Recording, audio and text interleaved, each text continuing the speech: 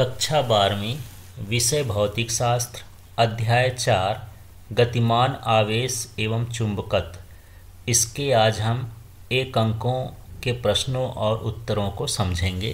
तो चलिए इसका पहला प्रश्न देखते हैं। गतिमान आवेश उत्पन्न करता है, ये क्वेश्चन अक्सर आता रहता है। तो गतिमान आवेश दोनों उत्पन्न करता है, विद्युत क्षेत्र भी उत्पन्न करता है और चुंबकीय क्षेत्र भी उत्पन्न करता है। इसका सही ऑप्शन हो जाएगा दोनों। दूसरा प्रश्न है, धारावाही वृत्तीय कुंडली के केंद्र पर चुंबकीय क्षेत्र होता है, तो ये चुंबकीय क्षेत्र कुंडली के तल के लंबवत होता है। इसके बाद तीसरा प्रश्न है, एक समान चुंबकीय क्षेत्र में गतिमान आवेश पर लगने वाला बल, तो ये लॉरेंज बल होता है और लॉरेंज बल का सूत्र ये होता है Q in bracket V vector cross B vector. इसके बाद चौथा प्रश्न है, धारा मापी की कुंडली के साथ श्रेणी क्रम में उच्च प्रतिरोध का तार जोड़ने पर खाली स्थान बनता है। तो श्रेणी क्रम में जब उच्च प्रतिरोध का तार जोड़ते हैं धारा मापी के साथ तो वह बनता है वोल्टमीटर। तो इसका ऑप्शन ये सही है, वोल्टमीटर। पांचवा प्रश्न देखते हैं, एक आवेशित कण समचुंबकीय क्षेत्र में इसके समांतर प्रवेश करता है, कण का पथ कैसा होगा? तो इसका पथ सरल रेखीय होता है। चलिए अब आगे वाला प्रश्न देख लेते हैं इसके। तो इसके 6वें प्रश्न को फिर से समझते हैं। एक समान चुंबकीय क्षेत्र में लटके धारावाही लूप पर बल आघूर्ण अधिकतम होता है यदि कुंडली का तल चुंबकीय क्षेत्र के। अब इसमें क्या ऑप्शन सही है इसको देख लेते हैं। तो सबसे पहले जो बल आघूर्ण का सूत्र होता है ये होता है tau equal to N I A B sine theta होता है। अब यहाँ पर ये पूछ रहा है कि ये अधिकतम होना चाहिए, बल आघूर्ण का मान कैसा होना चाहिए? अधिकतम। तो अधिकतम रखने के लिए यहाँ पर जो थीटा है साइन थीटा, उसमें 90 का कोण होगा। यदि साइन 90 तो उसका मान अधिकतम होता है साइन 90 का मान। तो यहाँ पर थीटा का मान कितना है? 90। और जब भी इसमें क्षेत्रफल हो तो जो कोण का मान होता है वो भाषा होती है, उसको हम कैसा लिखते हैं? समांतर। तो जब बल आघूर्ण का मान अधिकतम करना होगा तो कुंडली का तल चुंबकीय क्षेत्र के समांतर होना चाहिए। यहाँ पर कोण कैसा लेंगे? लंबवत का, लेकिन लिखेंगे कैसा? समांतर का। इसका कारण यह है कि यहाँ पर हम क्षेत्र सदिश लेते हैं। जब क्षेत्र सदिश का आएगा टॉपिक तो उस पर हम बात करेंगे। इसके बाद 7वां प्रश्न देखिए, बायो-सेवर्ट के नियम का सदिश रूप है। तो देख लीजिए बहुत सारी चीज़ें लिखा है। तो जो बायो-सेवर्ट का नियम होता है पहले मैं उसको अलग से लिख देता हूँ, तब आपको समझ में आ जाएगा। ये dB बराबर mu naught upon 4 pi I dl sine theta upon होता है r²। अब हमको इसको वेक्टर फॉर्म में लिखना है, सदिश फॉर्म में लिखना है। तो हम पहले 11th में आप ध्यान करिए, यदि हम वेक्टर फॉर्म में ऐसा लिख दें a वेक्टर b वेक्टर बराबर क्या होता था? AB sine theta. तो यहाँ AB साइन थीटा हो गया। यदि मैं AB साइन थीटा को हटा के लिखना चाहूँ तो क्या लिख सकता हूँ? AB साइन थीटा को हटा के लिखेंगे तो क्या लिखेंगे? A vector cross B vector. यहाँ भी साइन थीटा हटाओगे यदि तो यहाँ I vector cross DL vector होना चाहिए, लेकिन यहाँ पर I के साथ वेक्टर नहीं लगेगा क्योंकि धारा सदिश राशि होती नहीं है। धारा कौन सी राशि होती? अदिश। तो फिर DL का गुणा किससे किया जाए? तो यहाँ पर एक जो है R का ऊपर भी गुणा कर लेते हैं और एक R का नीचे भी गुणा कर लेते हैं। तो देखिए I अदिश राशि है तो यहाँ I को बाहर कर दिए। अब यहाँ पर हमारे पास DL है, R है, तो DL R साइन थीटा का क्या हो जाएगा? DL vector cross R vector. जैसे AB साइन थीटा का A vector cross B vector है, उसी तरह से DL R का साइन थीटा का हो जाएगा DL वेक्टर और आर वेक्टर, और नीचे देखते हैं आर स्क्वायर हमारे पास था ही, ये आर और मिल गया तो कितना आ जाएगा, आर क्यूब हो जाएगा। इस तरह से इसका जो है ये सदिश रूप है। तो सदिश रूप बनाते समय हम आर का ऊपर और नीचे गुणा कर लेते हैं, क्योंकि जो आई होता है, धारा होती है, वह अदिश राशि होती है, उसका गुणा सदिश के साथ नहीं कर सकते हैं। इसके बाद 14वां प्रश्न देखते हैं, लॉरेंज बल का सदिश रूप है। तो ये लॉरेंज बल का सदिश रूप होता है Q in bracket V vector cross B vector.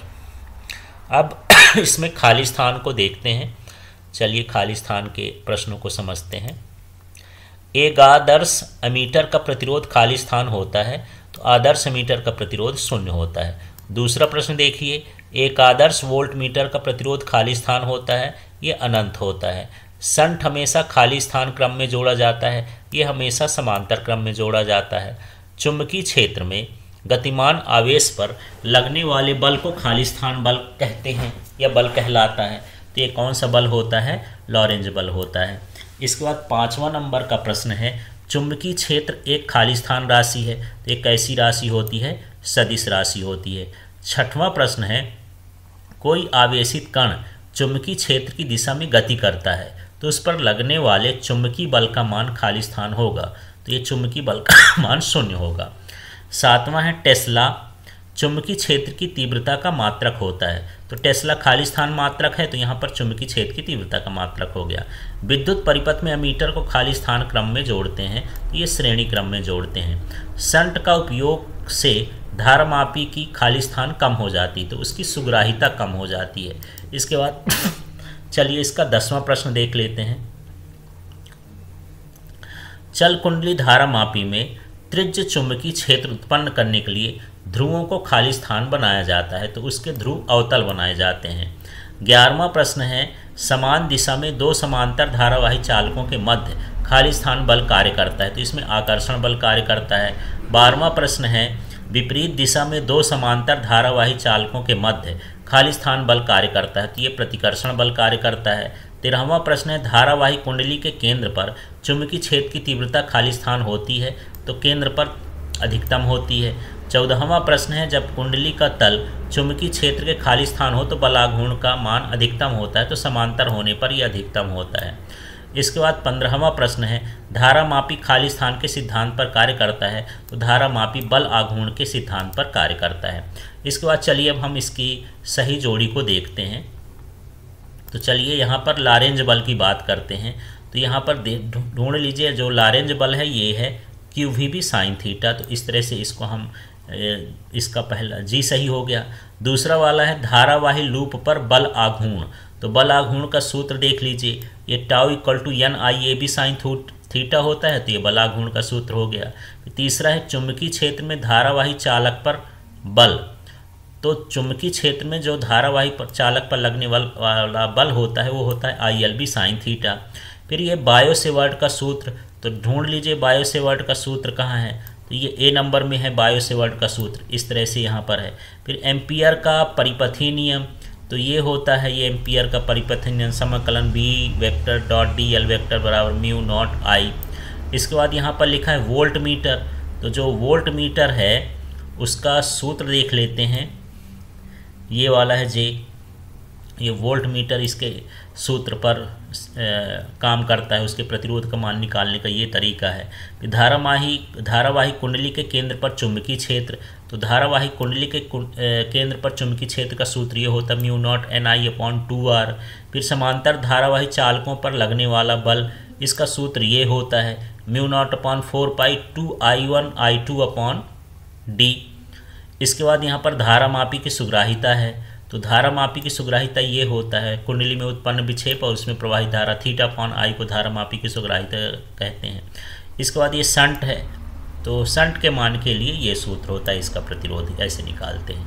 तो इस तरह से हमको जोड़ी मिलाना है। यदि ये तीर समझ में न आए तो आप ये नीचे वाले जो एलो में दिए हैं ये इसका आंसर है, इससे भी आप देख सकते हैं।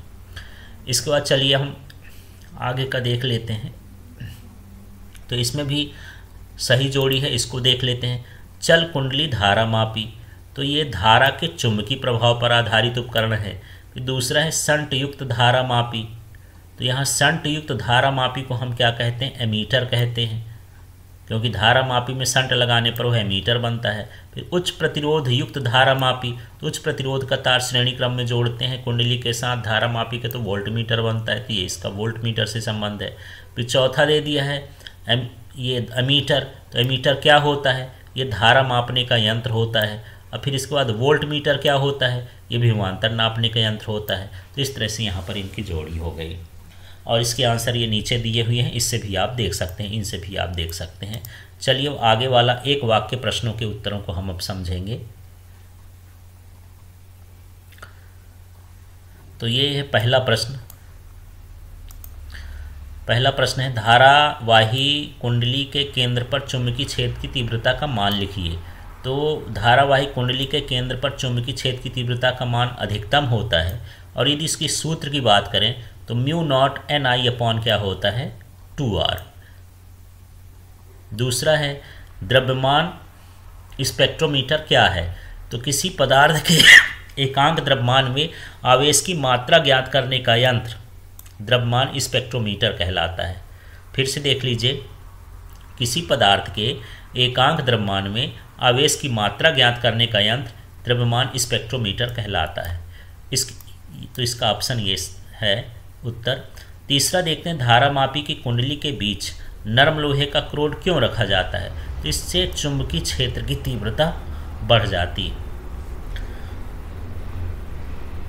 चौथा है एक आवेशित कण समचुंबकीय क्षेत्र के समांतर प्रवेश करता है, तो उसका कण का पथ कैसा होगा। तो ये सरल रेखा, समांतर प्रवेश करने पर सरल रेखा होता है।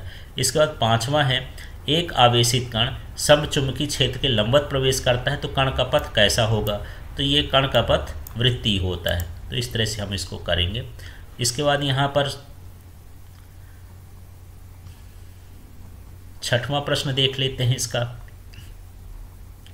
एक समान चुंबकीय क्षेत्र में, ये छठवां प्रश्न है, एक समान चुंबकीय क्षेत्र में गतिमान आवेश पर लगने वाले बल कब अधिकतम होता है।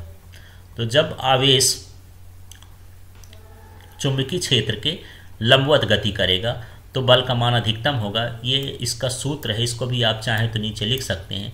QVB साइन 90 डिग्री, ये साइन थीटा होता है, लेकिन यहाँ 90 रखेंगे क्योंकि साइन का मान 90 होने पर उसका मान अधिकतम होता है, इसलिए बल का मान भी क्या होगा, अधिकतम होगा।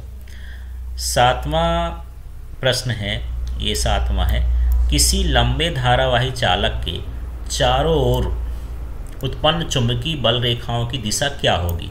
तो तार के लंबवत तल में वृत्ताकार होगी।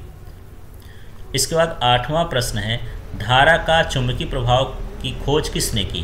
किसने की, ऑर्स्टेड ने की। फिर यह नौवां प्रश्न है एक लंबी धारावाही तांबे की खोखली नली के केंद्र पर चुंबकीय क्षेत्र कितना होगा। तो ये 0 होता है। खोखली नली के अंदर केंद्र पर चुंबकीय क्षेत्र की तीव्रता 0 होती है।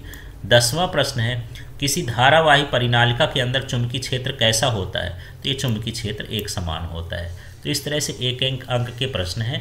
ये खाली स्थान, जोड़ी, सत्य असत और विकल्प में पूछे जाते हैं। इन्हीं के दूसरे रूप में भी, जैसे मान लीजिए एक वाक्य वाला प्रश्न है तो इसको खाली स्थान में पूछ सकता है, सत्य असत में पूछ सकता है, तो इन्हीं की तैयारी कर लेना है।